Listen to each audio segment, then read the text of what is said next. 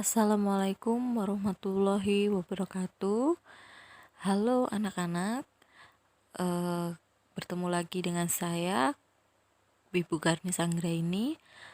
Kita sudah lama tidak bertemu ya, karena sering kali kita bertepatan dengan hari libur atau cuti bersama. Nah, materi kali ini masuk pada materi pijat bayi, yang dimana pijat bayi itu adalah serangkaian dari baby spa yang sudah kalian pelajari minggu yang lalu atau pertemuan yang lalu. Nah, pijat bayi di sini nanti saya akan memberikan langkah-langkahnya, tetapi nanti kita akan praktikkan ketika kita masuk di setiap Sabtu ya, itu untuk praktek di sekolah. Nah, perlu kalian ketahui, pijat bayi itu adalah terapi sentuh tertua dan terpopuler yang dikenal manusia. Kenapa terpopuler? Karena telah lama ya dilakukan hampir seluruh dunia, termasuk di Indonesia itu pijat bayi diwariskan secara turun-temurun. Nah, di sini ternyata banyak orang yang tidak mengetahui bahwa pijat bayi dapat membantu meningkatkan kualitas tidur. Nah, itu nanti juga akan saya jabarkan apa saja sih manfaat dari pijat bayi. Nah, seperti itu ya pengertian dari pijat bayi. Nah, menurut tinjauan ilmiah dari beberapa yang saya dapat, ternyata pijat bayi itu juga diartikan terapi sentuhan kulit dengan menggunakan tangan. Selain itu juga menurut Kemenkes Kesehatan ya nomor 900 tahun 2002. Nah, ternyata untuk meningkatkan stimulasi tumbuh kembang bayi itu melalui deteksi dini dan stimulasi tumbuh kembang, salah satu bentuk stimulasi yang selama ini dilakukan adalah dengan pijat bayi. Selain itu, menurut Suningsih tahun 1995, stimulasi merupakan hal yang penting dalam tumbuh kembang anak. Anak yang mendapat stimulasi yang terarah dan teratur akan lebih cepat berkembang dibandingkan dengan anak yang kurang atau tidak mendapatkan stimulasi. Jadi akan berbeda ya anak yang sering dipijat dari mulai bayi dengan anak yang tidak pernah dipijat. Seperti itu akan tumbuh kembangnya akan berbeda. Nah, itu menurut Suningsih. Nah, ada lagi pemijatan juga mengoptimalkan tumbuh kembang bayi dengan resiko tinggi. Misalnya berat bayi lahir kurang dari 2000 gram. Seperti itu. Atau bisa disebut dengan bayi prematur. Nah, pemijatan itu bisa membuat berat badan bayi prematur akan meningkat ya dengan secara bertahap. Nah, selain itu juga pijat bayi juga dapat mengurangi kambuhnya penyakit kronis seperti asma dan juga dapat membantu menghilangkan gejala kembung atau kolik. Nah, biasanya itu kalau misalnya anak yang kolik terus sering rewel karena kolik itu tadi ya, itu bisa dibantu kita cegah atau kita tangani dengan pijat bayi di bagian perutnya, seperti itu. Nah, ada lagi menurut Lana Christian membuktikan bahwa bayi yang dipijat oleh orang tuanya akan mempunyai kecenderungan peningkatan berat badan. Nah, selain itu menurut Rosli tahun 2001, bayi yang dipijat oleh orang tuanya hubungan emosional dan sosial yang lebih baik, ada bonding attachment antara ibu dan anak ya. Nah, yang terakhir adalah menurut Sari tahun 2004, ilmu kedokteran tentang pijat bayi masih belum banyak diketahui oleh masyarakat. Nah, ini ya yang salah satunya sayangnya, yang disayangkan sekali, ternyata ilmu kedokteran tentang pijat bayi masih belum banyak diketahui oleh masyarakat. Nah, maka dari itu di sini saya ajarkan, walaupun kalian sebagai asisten perawat termasuk dalam nakes kan, jadi kalian wajib atau harus bisa untuk pijat bayi, dan akan membantu mengenalkan ke masyarakat bahwa pijat bayi itu ada loh di ilmu kedokteran, ilmu kesehatan seperti itu. Jadi tidak asal-asalan dan tidak ada lagi kasus kematian karena pijat yang asal-asalan dengan dukun-dukun yang tidak mempunyai landasan teori yang tepat seperti itu, hanya ilmu penerawangan atau ilmu turun-menurun, ya seperti itu. Wah, ada lagi ini. Menurut Rosli tahun 2001, seiring dengan perkembangan ilmu pengetahuan dan teknologi, para pakar telah membuktikan bahwa terapi sentuh dan pijat menghasilkan perubahan fisiologis yang menguntungkan berupa peningkatan pertumbuhan, peningkatan daya tahan tubuh, dan kecerdasan emosi yang lebih baik. Nah, selanjutnya juga pengaruh pijat bayi terhadap kenaikan berat badan, memperoleh hasil yang baik. Nah, apa sih perbedaan pijat tradisional dengan modern? Nah, pijat tradisional itu jelas ya yang dilakukan yang dilakukan oleh dukun pijat dengan ilmu yang katanya turun menurun dan hanya feeling atau ilmu kira-kira ya. Mohon maaf. Nah, kalau pijat modern ini adalah yang dilakukan oleh ibunya sendiri, bisa ayahnya sendiri, nenek atau kakek, intinya keluarganya ya, keluarga si kecil, dan juga bisa kalian sebagai tenaga medis, tenaga kesehatan yang sudah diberikan ilmu atau pelatihan khusus tentang pijat bayi seperti itu. Nah, selain itu pijat tradisional jelas menggunakan ramuan-ramuan ya, pemijatan yang tidak terjamin aman. Nah, sedangkan yang kita modern ini, pijat modern itu menggunakan minyak zaitun murni atau lotion, baby oil, dan mungkin yang sekarang ini yang aman VCO ya, seperti itu. Dan banyak VCO aromaterapi, minyak aromaterapi pijat yang sudah terjamin amannya untuk pemijatan. Nah, selanjutnya perbedaan yang lain adalah pijat tradisional itu hanya ditujukan untuk penyembuhan penyakit dan kadang disertai dengan jamu. Nah, kalau modern ini terapi sehat tanpa jamu atau obat apapun. Tuh bedanya ya. Karena biasanya kalau mbah dukun itu habis dipijat itu dikasih entah itu cekokan atau dikasih macam-macam lah gitu ya. Tapi kalau pijat modern tidak, kita hanya terapi sentuhan saja gitu, tanpa ramuan obat apapun.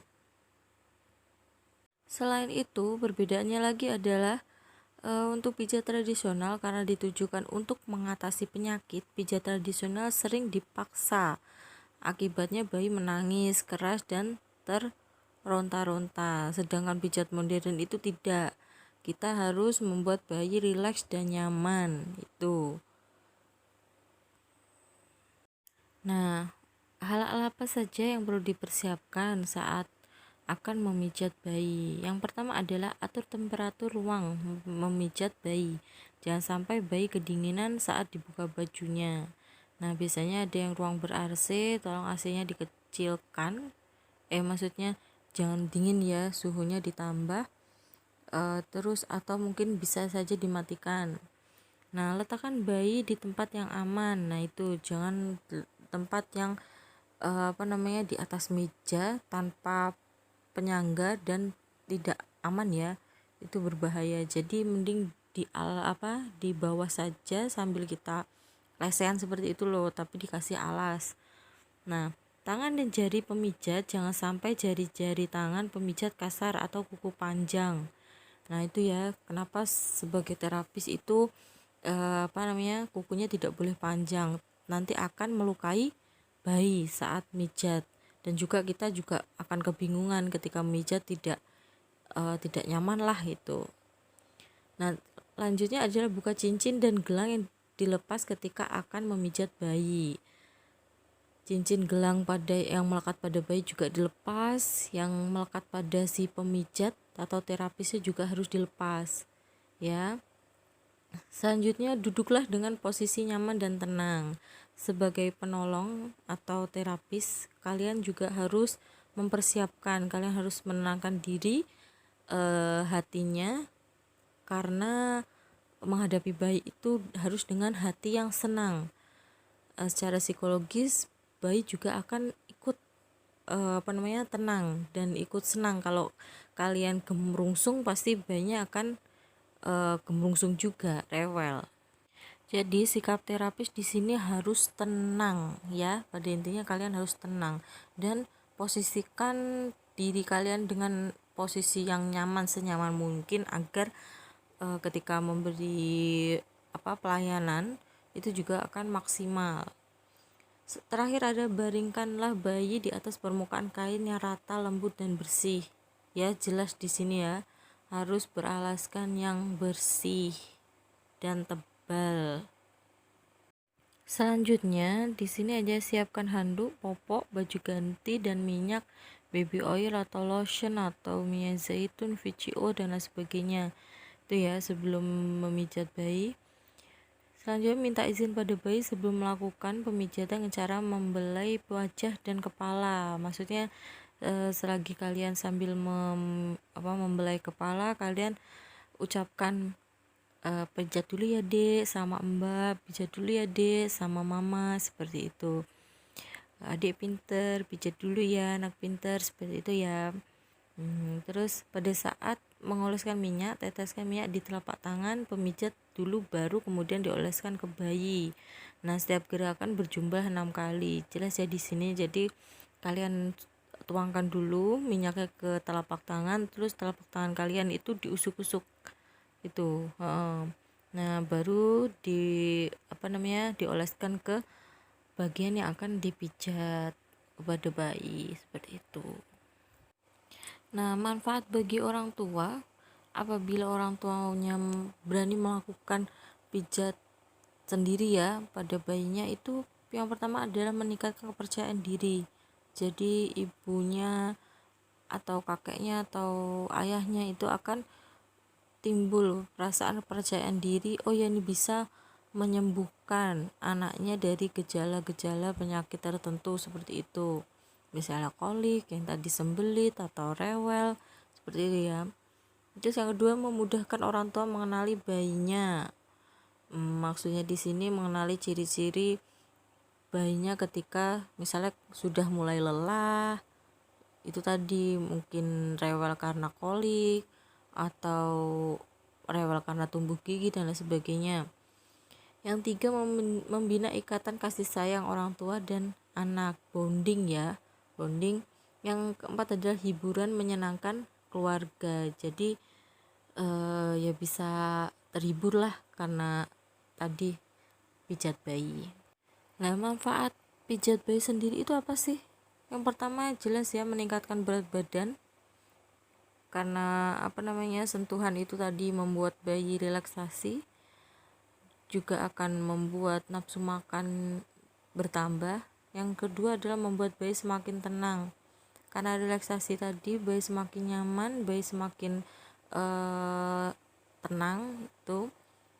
Yang ketiga, meningkatkan efektivitas istirahat tidur, karena sudah merasa lelahnya hilang ya, otomatis kualitas tidurnya akan baik. Nah berkualitas, maksud seperti itu. Yang keempat adalah meningkatkan pertumbuhan, jelas ya. 5, memperbaiki konsentrasi bayi.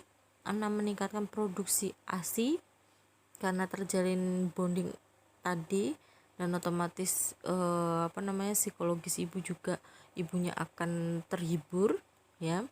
Terus otomatis produksi ASInya juga akan lancar, seperti itu. Selanjutnya membantu meringankan ketidaknyamanan dalam pencernaan dan tekanan emosi. Tidak nyamanan jelas sih di sini ya. Selanjutnya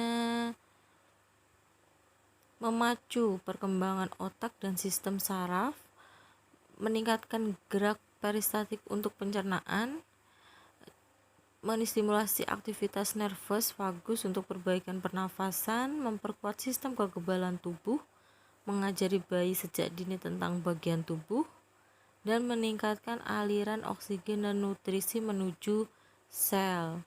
Nah, yang dimaksud dari poin 12 mengajari bayi sejak dini tentang bagian tubuh itu kan kita sambil komunikasi dengan bayi ya. Ketika kita menyentuh tangan, pinjam tangannya ya dek, seperti itu contohnya. Sambil kita, ini apa dek, ini namanya mata, ini namanya hidung, dipijat dulu ya dahinya dek, gitu, seperti itu. Pijat dulu badannya ya dek, perutnya, gitu, seperti itu ya. Itu akan membuat bayi mengerti atau mengajari bayi sejak dini tentang bagian tubuh. Hal yang tidak boleh dilakukan jelas di sini adalah memijat bayi tidak lama setelah ia makan dan diminum. Jadi baru minum langsung kalian pijat, nanti malah bayinya gumoh, seperti itu. Terus membangunkan bayi Anda untuk dipijat. Bayi lagi tidur enak-enak, kalian bangunkan untuk dipijat, dia pasti akan risih dan akan marah. Nah, selanjutnya memijat bayi Anda dalam keadaan sakit, keadaan badannya panas, kalian pijat, atau mungkin ada bagian mana yang sakit seperti itu, terjatuh terus kalian pijat, ya bayi akan kejer nangis. Itu yang perlu kalian hindari. Selanjutnya memijat bayi dengan paksa, jelas ya, di situ tidak boleh memaksa posisi saat memijat bayi Anda. Nah, di sini maksudnya memaksa bayi saat memijat itu posisinya itu seperti bayinya tengkurap lama tidak kuat, itu udah nangis, kalian tetap paksa seperti itu ya. Jangan dilakukan pada bayi yang suhu tubuhnya tinggi, jangan dilakukan pada bayi yang sedang sakit, ini yang tidak boleh dilakukan. Bayi untuk berbagai kelompok umur. Yang pertama, bayi umur 0-1 bulan. Gerakannya yang lebih mendekati usapan-usapan halus, sangat lembut sekali halusnya ya untuk bayi usia 0-1 bulan. Nah, ketika tali pusatnya belum lepas, itu tidak boleh dilakukan pemijatan di daerah perut. Nah, pada bayi umur 1-3 bulan, gerakan halus disertai tekanan ringan dalam waktu yang lebih singkat. Jadi ada tekanannya ringan dan jangan begitu lama. Nah, selanjutnya umur 3 bulan atau anak umur 3 tahun, itu gerakan dilakukan dengan tekanan dengan waktu yang semakin meningkat dan agak sedikit keras, seperti itu. Nah, total waktu pemijatan disarankan sekitar 15 menit ya, jadi tidak lama-lama. Nah, pemijatan sebaiknya dimulai dari kaki bayi dahulu, sebab umumnya bayi lebih menerima apabila dipijat pada daerah kaki dulu sebelum bagian yang disentuh. Nah, kemudian dada, tangan, muka, dan diakhiri dengan bagian punggung. Ya, karena seperti pengalaman yang saya alami ketika saya memegang bagian kepala wajah, bayi itu akan risih. Bagian yang paling risih dipegang bayi adalah tangan dan wajah. Jadi yang aman itu biasanya kaki. Bayi akan lebih nyaman ketika kita pegang kakinya, seperti itu. Jadi lebih baik bagian kaki yang terlebih dahulu. Nah, hal-hal yang boleh dilakukan saat memijat bayi, yang pertama harus dilakukan kontak mata dengan bayi ya. Kita harus tatap matanya bayi dan kita harus meraih perhatian bayi ke kita, jangan menakut-nakuti ya. Dan jadi pasang wajah yang menyenangkan, senyum seperti itu ya, jangan ngedeni jadi bayi takut. Hehe. Terus menyanyikan lagu atau memutar musik lembut, jadi kita iringi dengan lagu-lagu relaksasi juga bisa, klasik, musik-musik klasik, atau kita sambil bernyanyi itu juga bisa. Nah, perhatikan isyarat yang tujukan bayi itu maksudnya ketika bayi sudah tidak nyaman kita pijat, misalnya kita menyentuh ini daerah tangan, nah bayi itu meronta-ronta ingin melepaskan tangan, jangan kita paksa, biarkan dilepaskan dulu, terus kita beri sentuhan halus lagi sampai intinya jangan dipaksa. Nah itu seperti itu contohnya. Nah sebaiknya pemijatan dimulai dari kaki bayi, jelas ya tadi, mengawali pemijat dengan sentuhan ringan, awalnya ringan, jangan langsung ngok kayak gitu, terlalu keras ya bayi akan kaget. Jadi awali dengan ringan dan bertahap, nanti bertahap ditambah tekanannya lagi seperti itu. Nah mandikan bayi setelah bayi dipijat, kalau saran saya itu tergantung ya, kalau kita ingin habis mandi dulu baru dipijat juga boleh, karena ada minyak oil tertentu yang dilakukan disarankan untuk tidak dimandikan gitu. Maksudnya bukan tidak dimandikan, jadi ada oil contohnya Vichy aromaterapi itu disarankan bayi yang mau dipijat itu harus mandi dulu, habis itu dipijat, karena aromaterapinya akan mempengaruhi mood bayi gitu, membuat mood semakin baik. Nah selanjutnya jauhkan baby oil dari mata atau minyaknya dari mata ya, jangan sampai mengenai mata, nanti pasti akan pedih, jadi lebih baik dihindari. Dari sini kalian sudah jelas ya pengantar tentang pijat bayi. Nah selanjutnya saya akan menjelaskan langkah-langkah pijat bayi. Di sini tidak saya akan jelaskan mendetail karena lebih enaknya kita akan praktek di setiap hari Sabtu. Penutup kali ini, perwujudan perhatian kita salah satunya dengan memberikan pijatan, karena dengan pijatan ini dapat membantu bayi dalam pertumbuhan dan perkembangannya. Pijatan bayi ini pun dapat membantu bayi untuk mengenal dan beradaptasi dengan dunia luar yang serba baru dan asing baginya, dan juga lebih meningkatkan hubungan batin antara ibu dan bayi. Nah mungkin cukup sekian penyampaian penjelasan tentang pijat bayi. Untuk langkah-langkahnya, SOP-nya akan kita bahas di pertemuan praktek di hari Sabtu. Sekian, terima kasih. Wassalamualaikum.